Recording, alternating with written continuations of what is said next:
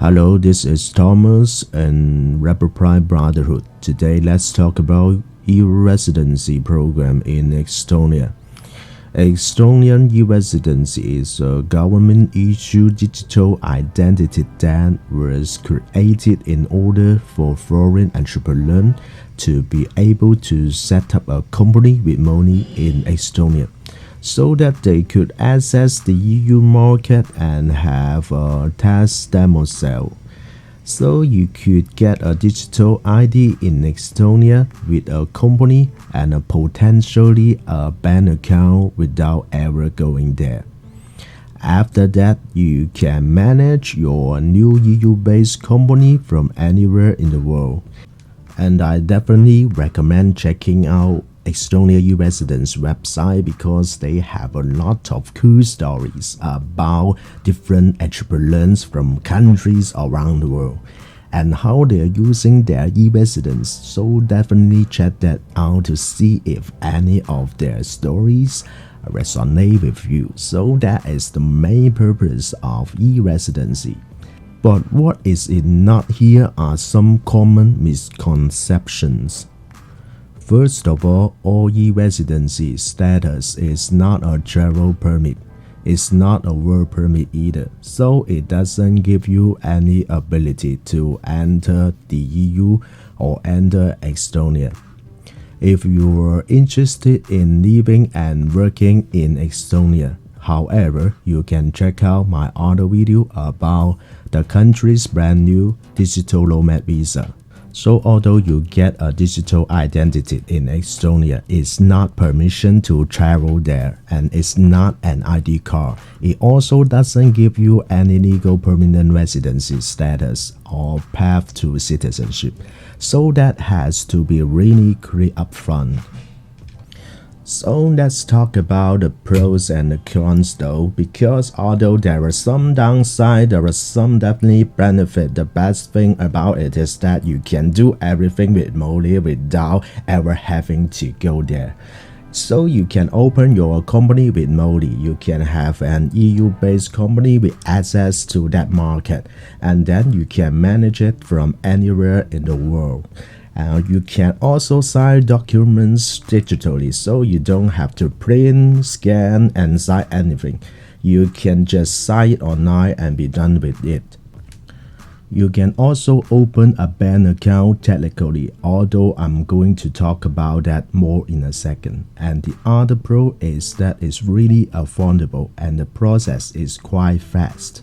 It's only 100 application fee that you can fill out online, and it takes 6 to 8 weeks to process, and then you can pick up your e-resident package in upwards of 40 countries around the world. So it's really convenient, really no risk entry level option to open a company in Europe. There are also no annual maintenance fees or anything like that, so you just pay the fee one time. The ID card is good for 5 years, and the replacement cost is the same as the €100 application fee. It's also pretty cool. It was the first program of its kind, and when you become an e-resident, you become part of this 70,000 members strong e-resident community, and they even have a living in-person meetups, so that's pretty cool. Estonia is known as quite a digitized nation that have online voting and lot of online services for their citizens. So it's a country that is really pushing the envelope and trying to innovate in this space and definitely inspiring and influencing other countries to follow along.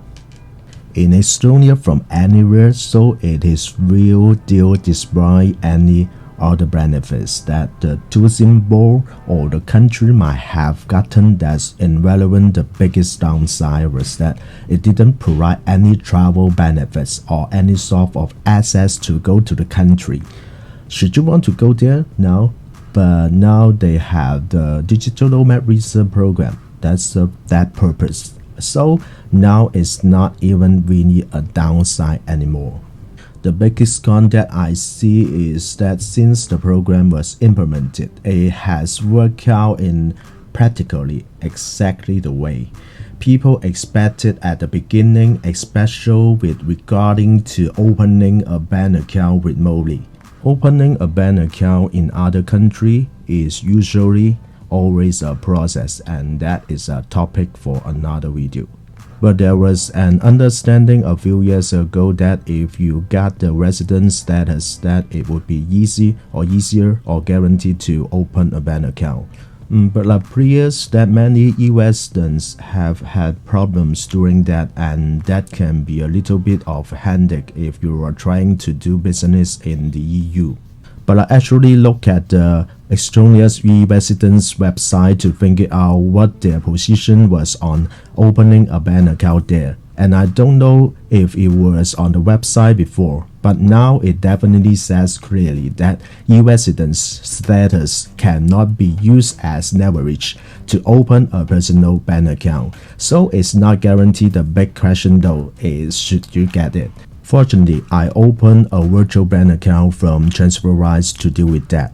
So if you are interested in opening an Estonian company, but you don't want to go it alone, there are many companies now that I found that can help you with the process, so that you can open your company in less than 15 minutes, and they can also provide support services, a physical address in Estonian mail sorting and forwarding, online company management, and invoicing, help with payments, and big gig solution, and all kinds of other stuff. For sure, I can help you opening a company with money in Estonia, so you have a lot of options there. And my partners offer accounting services and tax consultants. If you need that as well, so you can suit me in my website redbook.org.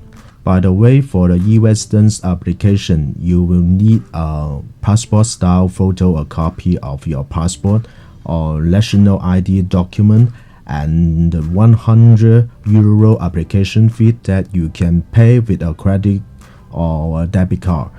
And if you're interested in living in Estonia instead of just having a company there, then don't miss my new channel and my official website redbooks.org, because we have a series called Zero Bucks to Relocate to Estonia, and some videos about cost of living, crime index, and lifestyle guide in this set of videos.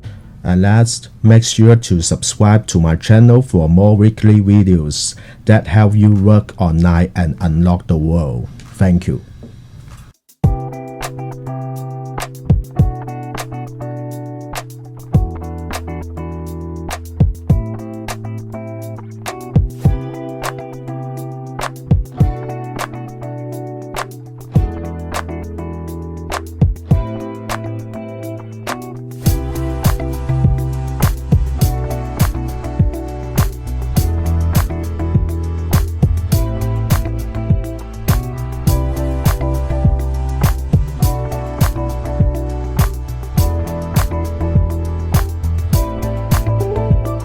Redbook Crime.